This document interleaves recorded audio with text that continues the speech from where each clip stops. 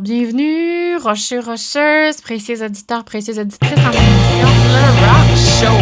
Je suis votre gorgone bienveillante, toute dévouée. Ça fait tellement longtemps que je vous ai pas parlé, là, je me suis languie de ce moment. Alors, pour moi, c'est tellement un moment privilégié que de pouvoir réfléchir sur le monde avec de la structure magique, là, avec des liens invisibles, lumineux comme ça, là, de le faire pour moi, pour le plaisir de le faire. Oui, mais de le partager, ça, pour moi, c'est comme l'apothéose totale. Alors ça, c'est une joie. C'est l'une de mes très grandes joies. En ce moment, ma vie connaît peu de plages de temps assez sablonneuses pour que je m'y couche assez longtemps pour rêver. Hein? C'est donc aujourd'hui, cette émission-là est précieuse parce qu'elle est faite de petits bouts de temps que j'ai grappillés à mon grand temps d'adulte responsable. C'est ça. Donc, je vous invite sur mon île en cette fin novembre. Et novembre, quel mois incroyable! Hein, les arbres sont endormis, si on lève notre tête, là, on voit leur beau panache de branches magnifiques qui ressemblent à des racines de ciel, mais les feuilles sont revenues à la terre. Donc, les arbres font dodo. Novembre, c'est le mois du silence. La nature est silencieuse. Hein, c'est le mois de l'ours, de l'hibernation, du début en tout cas, le mois de l'introspection. Hein, c'est pas un mois très populaire, je dirais. Je dirais même que c'est un mois qui fait peur un peu. En novembre, c'est un mois difficile. C'est un mois sombre. C'est un mois de mort. Hein. D'ailleurs, il commence avec la fête des morts, hein, ce fameux mois. Donc, c'est un mois de sommeil aussi. On est fatigué, on change l'heure. C'est le mois des ombres. Ben, de l'ombre, carrément, je crois. C'est le mois du début de la profondeur. Hein, cette profondeur-là, pour moi, elle s'étend jusqu'au solstice d'hiver. C'est une longue profondeur. C'est comme le meilleur moment pour se faire face. Je pense que c'est pour ça qu'il est tant haï, ce pauvre mois de novembre. Et craint aussi, et redouté. Donc, c'est pauvre lui. Mais quand même, il nous amène à quelque chose de pas facile.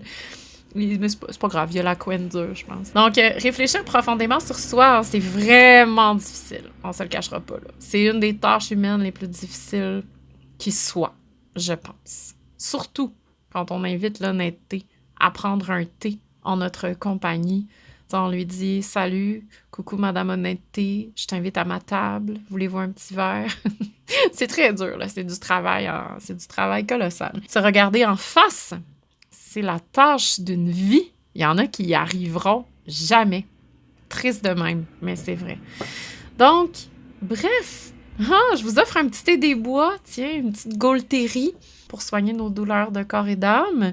Une petite tisane là, hautement vivifiante là, pour nous requinquer, même si je sais que le thé des bois n'est pas un thé. C'est pas grave. Il est bon en ces temps sombres de se réchauffer le cœur avec une petite boisson qui goûte le verre. Parce que le verre est très absent de nos vies en ce moment. Donc, j'espère que cette émission va vous réchauffer le cœur. Puisqu'aujourd'hui, on va parler de plein de choses, mon Dieu, de plein de choses. Du corps physique, hein, dont notre cœur fait partie, ce beau cœur rouge rubis. Hein. Ailleurs, à travers le monde, dans notre vision, dans d'autres visions du corps humain, le cœur est le point central. Le cerveau, siège de l'intellect, lui, il est secondaire. À méditer, quand même. Le corps, mon Dieu, c'est une symbiose particulièrement complexe. Très mystérieuse. C'est très mystérieux, le corps. C'est pas juste des cellules qui s'assemblent entre eux. C'est pas juste ça, là. C'est complexe. Entity. Et à plusieurs plans. On n'abordera pas tout ça aujourd'hui, mais le corps, c'est mystérieux. Notre relation avec lui est souvent très lourde, très chargée. Et étonnamment, très extérieure. Donc, on va aborder ça aussi un peu aujourd'hui, mais on va aborder beaucoup de choses. Donc là, aujourd'hui, je vous annonce qu'on parle de nos bras, de nos jambes, de nos ventres, de nos visages, de nos mains, de nos organes internes, de notre peau, de nos cheveux, de ce corps bien traité ou malmené, bien souvent. Pour nous amener sur ce chemin-là, sur cette réflexion-là, j'ai rappelé l'Agathe au téléphone des roches. Encore elle, c'est la pierre d'entre les pierres. J'y ai dit « Salut, Agathe, veux-tu venir dans notre émission cette semaine? » Donc, cette Agathe-là dont je vous parle aujourd'hui, elle vient de chez nous. Elle vibre avec notre territoire. C'est drôle, je dis notre territoire avec du beau déterminant possessif, là, comme c'est mon territoire. Parce que c'est le territoire où je suis née, mais il m'appartient pas. hein, je tiens à le dire. Il n'est pas à moi. Vraiment pas. La notion d'appartenance du territoire, là, oh que c'est compliqué. J'embarquerai même pas là-dedans, parce que c'est comme rentrer sa main dans un piège à ours, là. Mais, bref, si on parle du corps, on parle du territoire, la seule chose qui m'appartient, c'est mon corps. Puis encore là, il m'est prêté pas longtemps. 100 ans si je suis chanceuse. Et peut-être moins. Donc, mon corps m'appartient, mais le territoire, lui, il m'appartient pas. Le territoire, il appartient... Ben pour moi, en fait, le territoire appartient à ceux qui savent que le territoire leur appartient pas. Le territoire, c'est la nature, la faune, la flore. Nous, êtres humains, on est un élément de la nature, là. On n'est pas plus que ça, là. Mais on l'a oublié parce qu'on a un sale ego, là. On fait partie de son homéostasie à la Terre, puis on est un élément hautement déstabilisateur du corps terrestre, si je puis m'exprimer ainsi. Donc, quand on voit le territoire comme une valeur marchande, avec des richesses exploitables, des terres qui sont vidées de leurs minéraux. Et d'ailleurs, en minéralogie, c'est d'autant plus probant. On vide les veines. On les exploite jusqu'à leur dernier souffle, jusqu'à leur dernière matière. Hein, le vocabulaire employé pour décrire le territoire, c'est troublant quand même. C'est très troublant parce qu'il est relié à notre petit corps. Tu sais, moi, je vois la Terre comme un grand corps. Puis nous, on est le petit corps. Elle a des gorges. Elle a des veines de quartz. Ses rivières ont des bras. Elle a des cavités. Nous, on a des cavités nasales. Elle a des cavités. Elle a des cavernes, mais elle a des cavités. Elle a des sinus, peut-être, cette terre. Je souhaite qu'il soit pas comme les miens. Elle a des veines d'eau. Elle a des bouches. Nos fleuves ont des bouches. Ils ont des embouchures.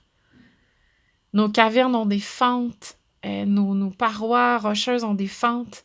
Les montagnes ont un pied, hein, le pied d'une montagne, le dos de la montagne. Donc, instinctivement, les créateurs du langage nous ont enseigné une vieille sagesse. Ils nous ont laissé avec des liens poétiques corporels. Ils sont témoins, oui, de notre humanocentrisme, là, mais puissance 1000, là. Mais moi, je préfère le voir à l'envers. T'sais. Je me dis, ils nous ont laissé la responsabilité de comprendre que nous sommes, même si on l'oublie ou qu'on le nie, intimement reliés à la terre sur laquelle on vit. En ce moment, malheureusement, on traite la terre comme on traite le corps, finalement. Dans bien des cas.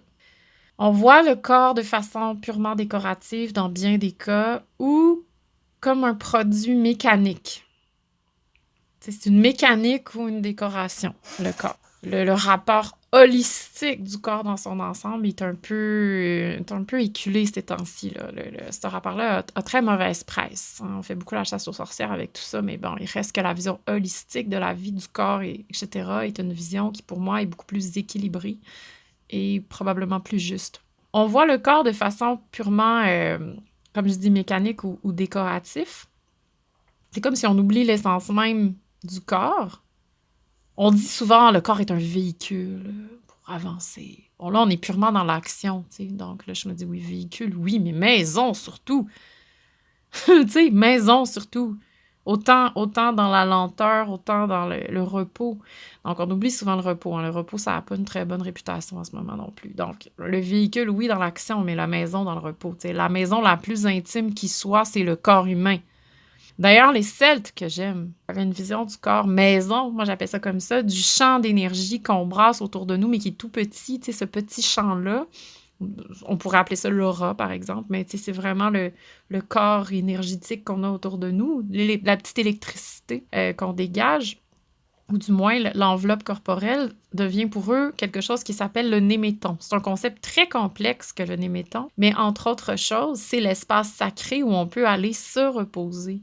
Donc, qu'on l'imagine un peu plus grand que notre propre corps, tant mieux. Mais notre propre corps est aussi notre néméton. C'est notre maison devient un très grand néméton, mais bon, il reste que c'est un concept de sacralité du corps, de sacralité de la maison et de l'espace intime. Donc, le néméton. On est comme responsable de notre petite caverne qui est notre propre corps, qui est notre propre cosmos en soi, parce que notre corps, c'est notre cosmos. Donc, notre équilibre avec cet espace-là est primordial pour être bien dans le monde. Hein, cet équilibre-là est propre à chacun. On cherche à le quantifier en nombre de pas, en grosseur, en calories, en efficacité, en tour de taille. Mais le corps, c'est un univers en soi. Hein, il fonctionne avec la communication entre ces différents éléments, mais surtout avec l'équilibre avec ces différents éléments. Autant la nature a une homéostasie qu'on vient perturber nous, autant notre corps a une homéostasie que les différents éléments modernes polluants vont venir complètement chambouler. Donc, le corps, c'est ça et bien d'autres choses. En ce moment, moi, je trouve qu'on consomme l'image. Donc là, l'image, c'est pas le corps. Hein? On s'entend, c'est une surface. Là. C'est tout sauf le corps, l'image. On boit l'image presque comme une bière. Une bonne petite dose d'image. Donc, on magasine des amoureux, on quantifie, on va mesurer, comme je disais, nos tours de taille. Donc, puis on est devenu difficile, en maudit, là. Donc, on attend beaucoup de ce corps-là. On attend de lui qu'il soit beau, qu'il soit parfait, qu'il soit glabre, qu'il soit performant. On lui met beaucoup de pression, beaucoup. Donc, il y a beaucoup de personnes qui rêvent de l'embellir. Donc, on va le changer, on va le sculpter. On va faire énormément d'efforts pour qu'il soit comme on veut qu'il soit. Certains le bistourisent. Ils aspirent la graisse par ici, vont injecter la graisse ailleurs. En tout cas, on a peur des transformations du temps. Donc, on le maquille, on le décore.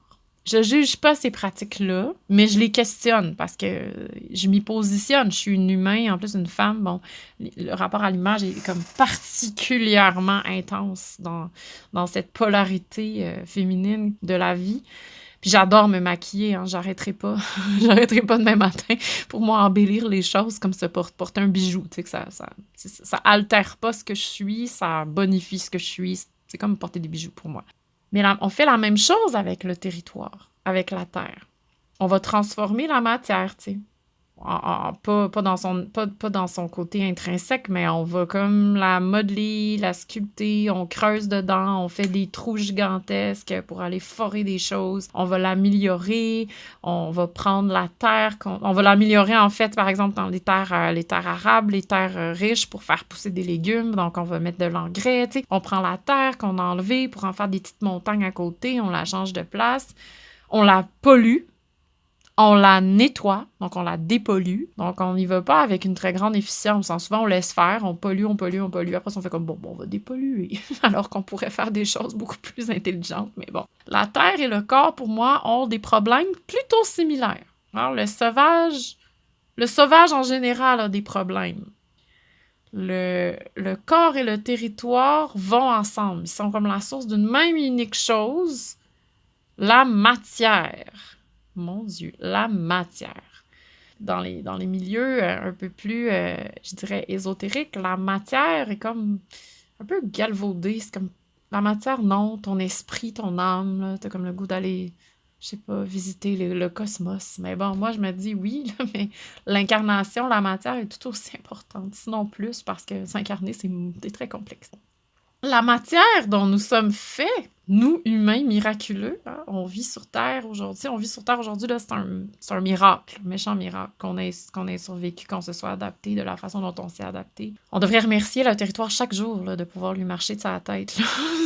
Donc, notre territoire, du moins, ce territoire sur lequel nous vivons, magnifique, pour moi, une tête de renard. Si on regarde une carte géographique, moi, je vois vraiment une tête de renard. Là. Vous pouvez voir autre chose, mais moi, je vois une tête de renard. D'ailleurs, aujourd'hui, nous allons parler de pareidolie, donc la faculté mentale qu'a notre cerveau de voir des choses concrètes dans des images abstraites, tu sais, ou bref, de voir Jésus-Christ dans son grilled cheese. Donc voilà. Mais moi, j'y vois une tête de renard. Donc moi, quand je marche sur ce territoire-là, je marche sur un animal roux. Donc c'est le fun. Et là, aujourd'hui, la vedette de notre émission, c'est la gare du Mont-Laël. La belle ronde de la Gaspésie. Je l'ai appelée plutôt que prévu. J'ai dit là, il faut que tu viennes nous voir aujourd'hui. On a besoin de toi. Donc, je vais vous parler aussi, écoutez, d'un projet magnifique que fait une de mes amies qui habite en Abitibi. Je vais vous parler autant de ce magnifique projet que justement un exemple d'une drôle de manière de traiter la terre que la terre d'Abitibi. Mais vous allez voir, tout ça se mélange bien quand même. Hein? C'est comme les constituants d'une agate. c'est une histoire perméable. Il y a beaucoup de choses qui peuvent y rentrer et changer son aspect et l'améliorer. Donc, j'ai appelé au Mont-Lyell directement. Et c'est assez pratique quand on fait une émission sur les pierres québécoises qu'on peut appeler, tu sais, on peut parler à un humain. Et là, j'étais en liesse totale. Donc, j'ai parlé à Danielle Duguay, la propriétaire. Elle est propriétaire avec son mari Éric Bluteau de cet endroit magique qu'est le Mont-Lyell.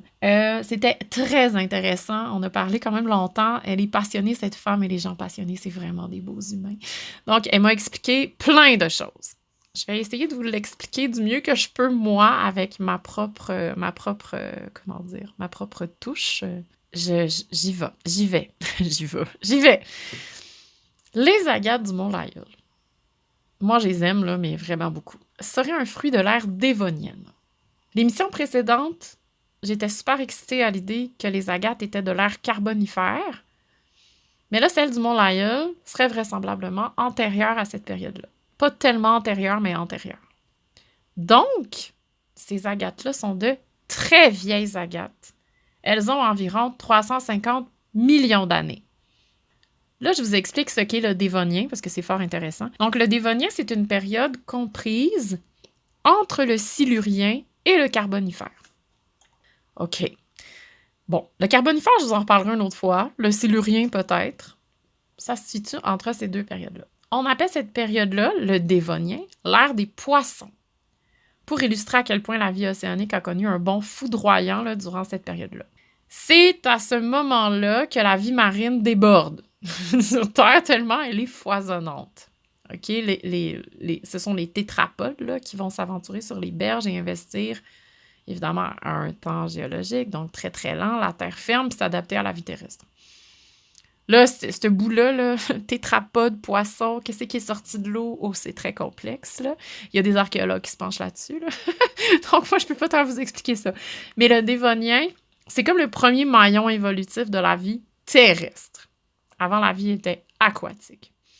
D'ailleurs, la Gaspésie a la plus grande réserve au monde de fossiles de cette période-là dans le Parc national de Miguasha, qui fait partie du patrimoine mondial de l'UNESCO, quand même, c'est pas rien. Les fossiles de poissons de Miguasha là, sont tellement bien conservés, c'est presque comme une photographie sur le passé, en fait. Et ce sont les ancêtres des premiers tétrapodes qui vont investir la Terre. Donc, finalement, les vrais ancêtres, à qui appartient le territoire? C'est à eux, aux poissons ou aux tétrapodes, bref. La vie existe depuis 3,5 milliards d'années. Mais la vie complexe, comme organisme complexe, non. C'est beaucoup plus récent. Le Silurien aussi était une période où la vie océanique était très foisonnante, mais on avait davantage affaire à des placodermes, donc des poissons à plaques osseuses, qui étaient absolument menaçants. Ah mon Dieu, j'ai un blanc, là, le nom d'un des plus gros placodermes qui a existé. Là. Ça devait être tellement menaçant, là. Une espèce de gros poisson à plaque osseuse là, qui déchiquette ses proies. Là. Ah, mon Dieu! Donc, ça jouait dur au Silurien. Là. Mais c'est ça, les poissons à plaque osseuse, qui sont les placodermes, vont laisser place aux poissons éventuellement, et les écailles vont apparaître plus tard, en fait, dans l'évolution. Nos roches du Mont-Lyell sont nées durant cette période, mon Dieu, extraordinaire. Mais là, en fait, toutes les périodes géologiques, archéologiques, paléontologiques sont extraordinaires. Mais celle-là est particulièrement décisive dans l'apparition de la vie sur Terre, donc, moi, elle m'intéresse. Donc, le Mont-Lyell et ses agates sont, pour moi, reliés aux poissons, à l'ancêtre primordial. C'est très vieux. Les agates du Mont-Lyell, là, c'est vieux. C'est vieux, puis en même temps, c'est extrêmement proche du corps, en tout cas. Moi, je trouve ça flyé, cette roche-là. Donc, alors, il m'a dit aussi, Daniel, Madame Duguay, que ces agates-là seraient des roches plutoniques. Des roches plutoniques. C'est magnifique. Moi, j'adore ça. Quand la roche est plutonique, c'est magnifique. Je pense que ça va être mon nouveau proverbe. mon nouveau slogan. Bon, mais qu'est-ce que ça veut dire plutonique? Ça veut dire beaucoup de choses. Bon, on ne rentrera pas là-dedans, c'est des détails géologiques très pointus, mais ce qui est important, c'est que c'est une roche qui se forme dans un processus lent de refroidissement du magma. C'est une roche lente. Elle s'est refroidie lentement. Donc, l'agate du Mont-Loyal se serait formée avant l'éruption d'un volcan. Et les roches, donc les lithophyses dont je vais vous parler tantôt, ont été entraînées dans la coulée de lave. Donc, elle est le fruit d'un volcan. Et ce volcan gaspésien, vraisemblablement, serait plus vieux que le volcan brésilien qui produit les agates du Brésil qu'on achète dans le commerce présentement. Il y en a beaucoup. Qui, elles, auraient pas 350 millions d'années, mais 150 millions d'années. Bon. Daniel, elle m'a dit, l'âge du volcan, il est pour quelque chose, c'est important l'âge du volcan. Je trouvais ça fort intéressant. Nous, on a affaire à un vieux volcan, comme à une grand-mère volcan, si on veut. Donc, c'est bien. Moi, j'aime bien penser que c'est une grand-mère volcan. Donc, elle m'a parlé aussi d'un phénomène caractéristique des agates du Mont-Loyal, la forme sphérique. Donc, le nodule, la boule dans laquelle on les trouve. Parfois, ce sont énormes, là, on dirait des boules de quilles. Parfois, c'est juste des petites boules, là. Mais des fois, c'est des petites oranges. Mais ils sont un peu, tu sais, ils ont un petit aspect crapaud avec des petits nodules. Bon, tu sais, mais ils sont pas parfaitement sphériques, mais ils sont particulièrement sphériques, là, quand même. Donc, et dans la plupart des cas, pratiquement intacts. Elle m'a dit que ça, c'était une résultante d'une coulée de lave qui a été particulièrement lente, puisque ces nodules-là sont intacts ou pratiquement. Donc, ils ont peu de traces de choc. Parce que ce qu'elle m'expliquait des fois, c'est que parfois, les boules vont se frapper, bon, sur des parois ou sur quoi que ce soit, là, qu'elles vont trouver sur leur chemin d'impact, là, mais ils vont comme se frapper. Puis, on voit des renflements qui vont se former donc, sur la boule. Alors, ça nous dit qu'il y a eu un impact. Mais dans le cas des agates du Mont-Loyal, l'impact, il n'y en a presque pas. Donc, elles ont été préservées des chocs violents qui peuvent abîmer la rondeur de ce phénomène géologique-là qu'on appelle la lithophyse. Donc, voilà. Donc, la lithophyse, c'est un mot grec, donc étymologiquement parlant, ça veut dire roche et ça veut dire bulle. Donc, c'est une bulle de roche. C'est à peu près ça, finalement. Là, je vais vous expliquer ce qu'est une lithophyse, là, mais ça, je trouve pas ça évident parce que j'ai trouvé plein d'informations, des informations super denses, super complexes. Je vais vous expliquer ce que j'en comprends, mais bref, c'est ça. Donc, avant l'éruption volcanique, il y aurait des bulles d'eau et de gaz qui se forment dans le liquide entre les roches. Donc, une espèce de liquide interstitiel. Là, j'ai lu plusieurs choses, mais ce qui a retenu mon attention dans un texte, en fait, ou dans 2 textes, je me souviens plus, c'est la présence d'une sorte de gélatine de silice qui va se trouver prisonnière avec l'eau et le gaz à l'intérieur de cette bulle, finalement. Le magma, donc la roche en fusion, va emprisonner cette bulle de gaz-là, en entourant la bulle, finalement. Donc, le magma va entourer cette bulle-là, cette gélatine de silice-là, et va former un peu comme le principe du Vésuve, là. On va comme former... Le magma va recouvrir une forme. Puis ensuite, on va avoir un peu l'élément négatif qui va être l'intérieur. Puis là, à ce moment-là, ce qui est intéressant, c'est qu'il y a de la silice, donc un élément très dur. Ensuite, ces boules de magma-là vont être expulsées lors de lors de l'éruption, et vont refroidir lentement durant des dizaines de milliers d'années. Donc, la présence d'une poche de gaz et d'eau est propice à l'apparition des cavités où vont se former les cristaux. Et là, on a affaire à des géodes. Et d'ailleurs, j'ai trouvé un texte, je vous l'ai mis en bas, là, dans les liens. J'ai trouvé un texte où il y avait des petites images, dont une vidéo où on a une cavité, on a une nodule, qui est vraisemblablement une géode, et à l'intérieur, il y a encore de l'eau. Donc, la personne brasse, en fait, cette géode-là, et on voit l'eau qui est prisonnière à l'intérieur de la lithophyse, et ça bouge. C'est incroyable. Ça, là, c'est capoté. Vraiment. Donc, voilà. Une lithophyse, c'est une boule d'air de gaz qui a été enroulée, qui a été comme façonnée dans du magma et... entre autres choses. Donc, voilà. C'est en résumé ça. Le temps fait ensuite son œuvre grâce à la richesse du sol. Donc, la composition du sol vient comme nourrir le processus de coloration de la géode, finalement. Fait que l'agate du Mont-Loyal sera une agate particulièrement riche en divers éléments minéralogiques. De présence dans le sol de différents éléments, mais qui aurait bien maturé. ça fait longtemps que ça refroidit puis que ça dialogue là, donc, avec les différents éléments. Donc, ça expliquerait en fait des couleurs uniques particulières, là, de rose, de vert, de bleu, Daniel me disait que l'agate peut continuer à changer de couleur, à se modifier, à être en croissance, dans le fond, tout le temps, tant qu'elle demeure dans sa matrice, grâce à sa polarité, non, grâce à sa porosité. Elle continue même, après avoir refroidi, à avoir des conversations avec le sol autour d'elle, finalement. Donc, c'est une pierre de relation avec la Terre, de relation tout court.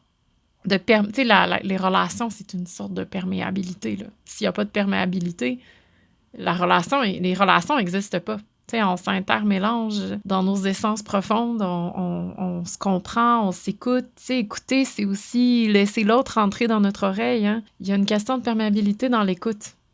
Bref. C'était passionnant. Donc, merci infiniment, Daniel, d'avoir pris le temps de me répondre avec autant de générosité. Là, ça m'a beaucoup stimulée. Je vais vous parler d'un phénomène fascinant qui est la pareidolie. C'est une sorte d'illusion d'optique qui nous fait voir des choses concrètes dans des formes abstraites. On utilise même ce phénomène-là de façon clinique avec les tests de Rorschach en psychologie. L'agate, c'est la reine de la pareidolie. L'agate du Mont-Lyell, c'est comme l'impératrice suprême de ce phénomène-là. Cette pierre-là là, est remplie d'images avec tellement de précision là, que des fois, c'est troublant. Là. Je vous mettrai des photos. Là. Ah mon Dieu, des fois, là, je vois Mary Poppins, une maman qui tient un bébé dans ses bras. C'est juste magique. Il y a des oiseaux, des poissons, des personnages. Elle est très humaine, étonnamment. Il y a beaucoup, beaucoup de personnages dans la Gate du Mont-Lyell. J'ai même déjà vu un cyclope que j'ai pas fini de tailler, mais il y avait carrément une figure avec un œil dans le front. J'étais comme, oh my God, il y a même des figures fantastiques. C'est-tu pas assez merveilleux? Donc, des fois, on dirait carrément des photographies, des portraits. T'sais, on a parlé de l'art du glyptique la dernière fois. Ben, je dirais que ça, c'est du camé brut. C'est comme, voilà, il y a des visages, il y a des silhouettes. Écoute, moi, je me dis, la roche rêve. Avec les différents éléments chimiques, tu sais, elle va rentrer en relation comme une roche. Fait que pour moi, les roches entrent un peu en relation par le rêve. Là. Fait qu'elle rêve, tu sais, elle communique, elle échange avec toutes sortes d'éléments chimiques. Elle se transforme au fil du temps. Puis nous, quand on vient l'accueillir, moi, je dis, on la réveille. On arrête le long rêve qu'elle fait avec la Terre. Puis quand on l'ouvre, on capte le moment où elle était rendue. Donc, c'est ça. La pierre, tu sais, dont je vais vous parler aujourd'hui, cette pierre-là, bon, moi, je parle d'une pierre précise, mais je parle de toutes les pierres du Mont-Lyell, mais de cette pierre précise-là, hein, c'est une pierre que j'ai taillée dans un moment particulièrement difficile avec mon propre corps. Celui, tu sais, le moment où on attend des résultats de tests, où c'est stressant, où on se rend compte de la fragilité de notre propre matière, du petit peu qui peut faire basculer l'équilibre. Ne vous en faites pas pour moi, tout va bien. C'était juste une peur. Et la peur est souvent mère d'une grande gratitude. Hein? Alors, sur cette pierre-là, il y a une grande femme bleue couchée sur le côté, comme sur un récamier un peu, avec une grande chevelure qui va vers l'arrière, comme dans le vent un peu, dans une pièce rose. Donc, elle a l'air super confortable. Elle est super réconfortante. Je l'ai regardée longuement, puis j'ai compris que c'était Marie-Madeleine. Mon inconscient, là, dans ce test de Rorschach géologique, il s'est entouré d'une de mes figures archétypales préférées de la chrétienté, Marie-Madeleine.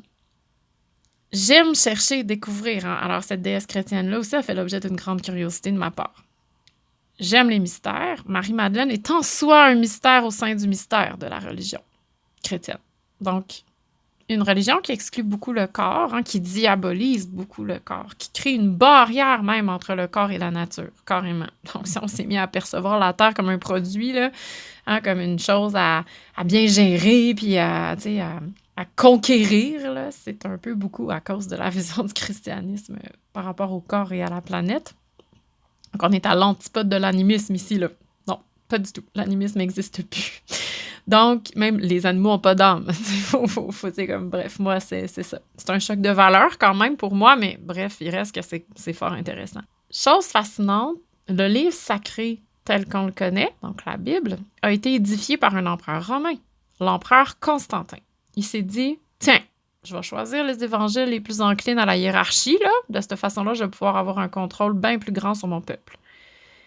Mais là, il existe plusieurs évangiles qu'on appelle les évangiles apocryphes. C'est des évangiles qu'on a juste laissés tomber. Et certaines ont été retrouvées, bref, véracité ou pas, il reste que ce phénomène-là existe, donc il est fort fascinant. Donc, on a retrouvé des écrits qui n'ont pas été placés dans la Bible. Il y en avait des évangiles, il y en avait beaucoup, là. Donc, on en a choisi 4, il y en avait plein. Donc, il y avait plein de choses auxquelles on n'avait pas accès. Plein d'informations perdues.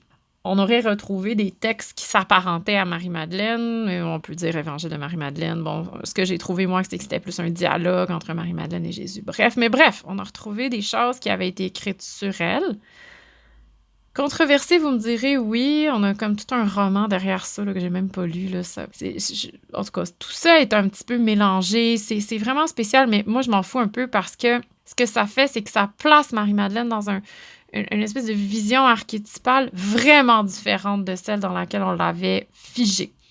Moi, ce qui m'intéresse, c'est surtout qu'une femme de cette époque-là ait un propos, ait des actions et fasse des choix qui vraisemblablement ont un ascendant énorme sur un culte aussi gigantesque que celui de la religion chrétienne. Moi, dans la mesure où je préfère grandement une spiritualité libre, animiste et axée profondément sur la nature à une religion très codifiée et hiérarchisée, cette découverte reliait Marie-Madeleine à toutes les déesses mères que j'adore. Des déesses profondément terrestres et profondément sensibles au corps humain. Marie-Madeleine, c'est une Aphrodite, là. C'est une femme consciente de son pouvoir de séduction. Ce qui s'est passé ensuite, on imagine qu'elle a fait des choix, puisque dans toute cette espèce de mythologie populaire, elle finit par se marier au prophète. Bref, tu sais, donc c'est fort intéressant. Tout ça, c'est très touffu, c'est très intéressant. L'imagination est très palpable, très vive, puis elle nous permet de nous associer à un archétype beaucoup plus accessible que, par exemple, Marie, la mère de Jésus, ou Marie de l'Incarnation, tu sais, que j'aime aussi beaucoup, donc pour d'autres raisons, mais tu sais, pour moi, ce sont des déesses aussi. Marie-Madeleine, qu'est-ce qui s'est passé par la suite avec elle? Est-ce qu'elle a été réellement la femme de Jésus? On le saura probablement jamais, mais avoir une figure de femme puissante qui fait des choix, qui a une influence, c'est galvanisant, je trouve. C'est une femme qui a un corps, en plus. C'est ça. Hein? Normalement, c'est une ancienne prostituée, donc elle a un corps. Assez quoi faire avec son corps, en fait. Elle l'incarne profondément. Cette femme qui a une influence majeure, c'est une figure de femme qui accepte tout ce que je suis sans jugement. C'est merveilleux. Elle accepte le fait que j'ai un corps, puisqu'elle en avait un, elle aussi. Tu sais, j'ai appelé cette pierre-là Marie-Madeleine Poitras. Je trouvais que ce nom de famille ressemblait à une poitrine. Je trouvais ça beau. Je me suis dit, c'est beau, des poitrines, c'est le fun. Pourquoi pas? Donc, c'est ça. Marie-Madeleine, ça peut être notre tante, ça peut être notre grand-mère, tu sais. Elle est très proche. Elle a vraisemblablement existé, hein? Donc elle nous comprend parfaitement. Elle sait ce que c'est s'incarner. Hein? Elle l'a fait. Elle sait ce que ça veut dire avoir mal au ventre. Elle sait ce que ça veut dire se couper avec un couteau, se cogner sur le bord d'une table, mourir, hein? Être malade, avoir peur. Elle a un corps comme nous. L'Agathe du Mont-Laïeul me parle de corps. Marie-Madeleine me parle irrémédiablement de corps. Hein? Elle me parle de matière en dialogue avec d'autres matières. Elle me parle d'incarnation. Elle me parle des 5 sens ou des 6 sens, parce que moi, j'estime que l'intuition est un sens aussi. Est-ce qu'il y a un moment plus charnel que ce moment où on attend de savoir si notre corps va bien dans sa qualité de corps, là, dans sa qualité sensorielle de corps? Tu sais, on est loin du décoratif, le rendu là, on est dans l'essentiel, dans notre présence sur Terre. Tu sais, peut-être comme pour être sur Terre, là, on a besoin d'un corps. Il fait partie de la grande trinité. Corps, esprit, âme. Hein? L'esprit, pour moi, étant l'intellect, là, le mental, qui est une autre partie là, de notre façon d'être sur Terre. Bref, c'est foisonnant que ce sujet, je ne l'ai qu'effleuré, selon moi. Effleuré. Ce n'est qu'un effleurement. Je vais vous parler, pour terminer, avant de vous faire écouter le conte, de mon amie Marie-Ève, qui, en Abitibi, fait un magnifique projet sur la façon dont les femmes perçoivent leur corps dans la société. C'est un projet d'envergure avec du théâtre, puis elle invite à un dialogue. Justement, je trouvais que c'était tellement le projet Agathe, puis je trouvais ça important d'en parler. Je trouvais ça important de glisser ce projet-là dans le mien parce que je trouvais que c'était important d'être une bonne géode et d'accueillir en toute porosité possible les belles choses qui sont autour pour me colorer et colorer le podcast de la plus belle façon qui soit. Je trouve que ce projet est magnifique et je vous invite à y participer. Je vais mettre le lien d'ailleurs en barre en bas. Là. Je vais vous le laisser en détail là, parce que ça vaut vraiment la peine de se questionner sur notre propre corps, de voir et de se poser sur la façon dont on le traite, la façon dont on le perçoit, la façon dont on l'aime et la façon dont on ne l'aime pas. Parce que tout le monde a une opinion sur son propre corps. Et cette opinion-là est rarement positive, je dirais. Je vais vous mettre le lien avec ce corps-là. Avec ce corps-là. Je vais vous mettre ça en lien avec ce corps-là, c'est trop beau. Mais je vais vous mettre en lien avec ce projet-là. Ça s'appelle « Images des femmes ». Je vous mets le lien, écoutez. Puis moi, ce que je trouve fort intéressant aussi, c'est de parler, de faire un mini ricochet, en fait, sur cette terre abitibienne sur laquelle, plutôt, je suis allée souvent dans ma vie. Souvent. Pas souvent, parce que ça prend vraiment du temps y aller. Mais quand j'y suis allée extrêmement, avec beaucoup d'intensité. Tu sais, rencontrer ce territoire-là qui est fortement abîmé. Abîmé par des industries extrêmement polluantes. Il y a beaucoup de choses très plates qui se passent là-bas. Au niveau du sol, au niveau du territoire, au niveau de la terre, au niveau de la santé générale. Je trouvais ça tellement intéressant que ce travail-là sur l'image des femmes, sur le rapport au corps, surtout dans l'optique de cette émission-là qui parle du corps, du territoire, j'étais comme, mais ça peut pas ne pas aller ensemble. Ce projet-là, il fait partie de cette démarche-là. Tu sais, de la démarche de respecter le corps féminin, de respecter le corps tout court, parce que les hommes aussi peuvent se faire violence avec leur corps, mais c'est une affaire très féminine que cette chose. Et de voir la façon dont on va traiter le territoire. J'adore les pierres, mais l'industrie minière, c'est une industrie particulièrement troublante. Donc, écoutez, j'espère que je vous ai réchauffé le cœur, j'espère que je vous ai fait du bien. Oh mon Dieu, j'espère que je vous ai fait du bien parce que se faire du bien en ces temps étranges est comme une consolation extraordinaire. J'espère que je vous ai fait de la douceur, j'espère que vous avez réfléchi, j'espère que vous allez aimer votre corps d'autant plus qu'il est magnifique. Il y a 2 bras, 2 jambes, un cœur, même si c'est juste un bras, il est magnifique quand même. Vous avez des yeux magnifiques, des bouches magnifiques, des cheveux magnifiques, des faces magnifiques, une peau magnifique, des organes internes magnifiques. Remerciez-les, là. Moi, je les remercie des fois, tu sais, mon cœur, mon foie, mes intestins, ma vésicule biliaire. J'ai dit merci, tu sais. Mes poumons. Tu sais, en ces temps de COVID, là, où les gens meurent par les poumons, je me dis, on va les remercier, nos poumons, là. Nos poumons, en plus, ils ressemblent à des panaches d'arbres en hiver, tu sais, avec plein de petites branches, puis... Donc, émerveillez-vous, hein? Émerveillez-vous. Ça coûte rien. Ça rend l'âme légère. Ça nous relie à toute chose. Ça nous relie à l'univers profondément et de façon si magnifique. Donc, je vous embrasse. Je vous prends dans mes bras puisqu'on le fait plus. Puis moi, ça me manque beaucoup. Et je vous invite à vous aimer et à vous flatter. Flattez-vous, ça fait du bien. On se flatte l'épaule, on se donne une petite tape, on hume des bons parfums. Voilà, faites des choses corporelles. Donc, bonne écoute. 10, 9, 8, 7, 6, 5, 4, 3, 2, 1, 0. Ignition. Mon corps, vaisseau, est une fusée. On me prépare pour aller dans l'espace. On me scanne, ailleurs, loin.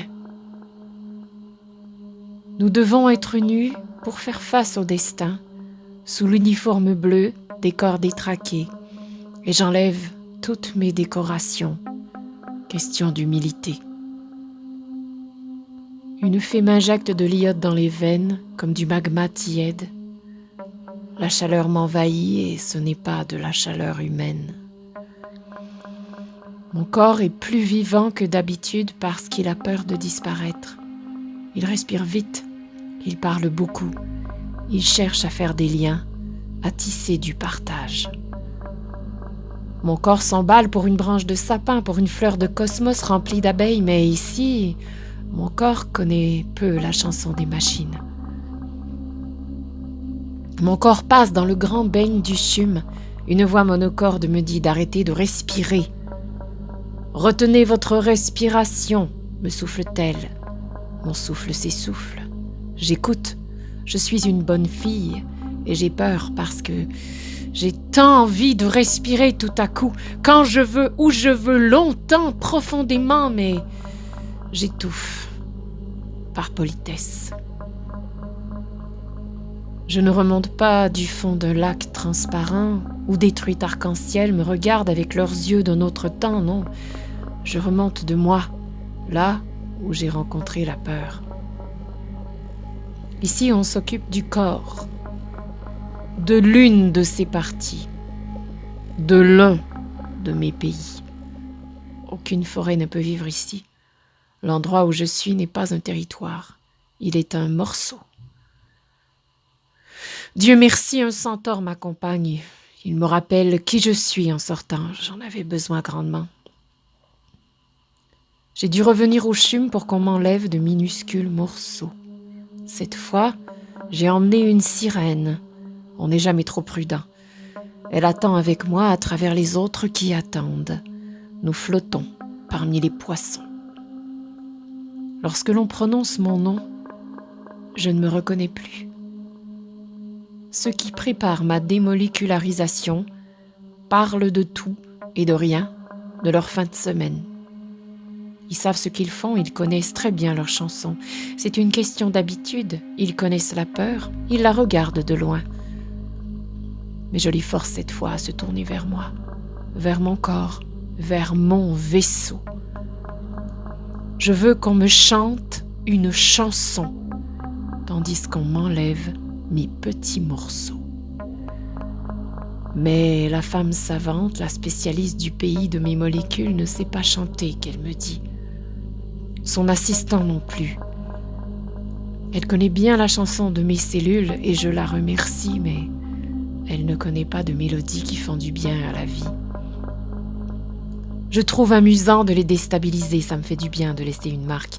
C'est une sorte de consolation douce que de sortir de mon uniforme bleu de malade, ma vulnérabilité comme un bébé porc-épic, et qu'en écho, elle me montre sans le vouloir tous les bébés loups de son cœur. Soudainement, elle et son assistant sont liés à moi avec un peu plus de lumière. Chers médecins, apprenez à chanter, je vous dis. Même si votre voix sonne faux, le corps qui a peur a besoin de mots. Je suis repartie nager avec les poissons. La sirène m'attendait. Elle m'a rappelé qui je suis. J'en avais grandement besoin. Merci.